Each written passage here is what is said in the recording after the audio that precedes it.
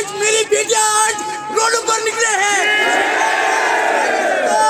ये गुंडा राज सरकार कभी बर्दाश्त NYC Association We want दोनों हाथ खड़ा कर We want We want We want We want होश में आओ होश में आओ होश में आओ होश में आओ तानाशाही नहीं चलेगी हाथ खड़ा करके तानाशाही। हम NYCs आज यहाँ पे इसलिए जमा हुए हैं, हमारे प्रोटेस्ट करने का एक ही मकसद है। जो रिसेंटली गवर्नमेंट ने ऑर्डर निकाला जिसमें हमें बताया गया है कि जो NYCs है वो वॉलंटियर्स है।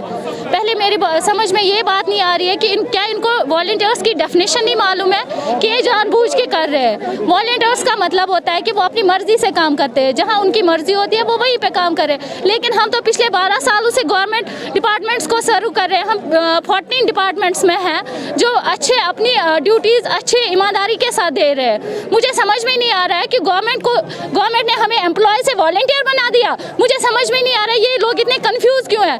पहले इन्हीं लोगों ने हमें SRO 520 दिया और आज यही लोग बोल रहे हैं कि SRO 520।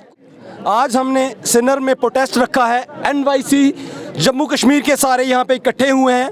हमने जम्मू में भी प्रोटेस्ट रखा था। हमने यहाँ की सरकार को यहाँ के एडमिनिस्ट्रेशन को ये बता दिया था कि NYC किसी भी बात को हल्के में नहीं लेंगे।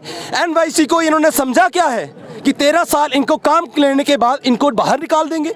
क्या इन्होंने हमें मजाक समझ रखा है? मैं आपको यहाँ से बताना चाहता हूँ कि NYC ये कभी भी बर्दाश्त नहीं करेंगे। हमें SRO में मजाक बनाकर पहले एंट्री करवाते हैं और आज एक छोटे से मेमो के जरिए हमें निकाल देते हैं कि इसका दिखाना क्या चाहती है गवर्नमेंट। कभी कहते हैं कि हम जम्मू कश्मीर की आवाम के साथ हैं, कभी कहते हैं कि जम्मू कश्मीर के यूथ के लिए बेहतरी के लिए हम काम कर रहे हैं। क्या ये बेहतरपन है?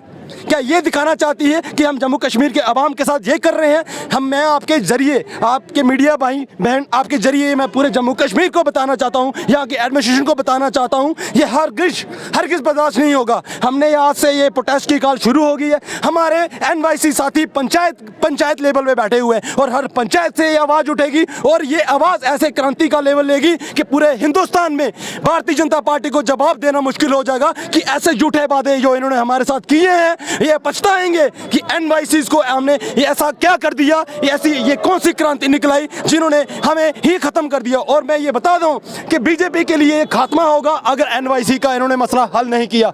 मैं यहाँ से NYC की तरफ से भी बात कर रहा हूँ कि हम यहाँ से चुप रहने वाले नहीं हैं जब तक हमारा मसला हल नहीं होता। इसका मतलब ये नहीं है कि एक मेमो को वापस ले लेंगे तो हमारा मसला हल हो जाएगा। हमारा मसला मेमो से लेना देना ही नहीं है। हमें हमारी हक चाहिए, हमें 13 साल का हक चाहिए, हमें रेगुलर पॉलिसी चाहिए। उसके अलावा हमें कुछ लेना देना नहीं है। हमें सिर्फ पॉलिसी और सिर्फ पॉलिसी चाहिए। बहुत बहुत शुक्रिया।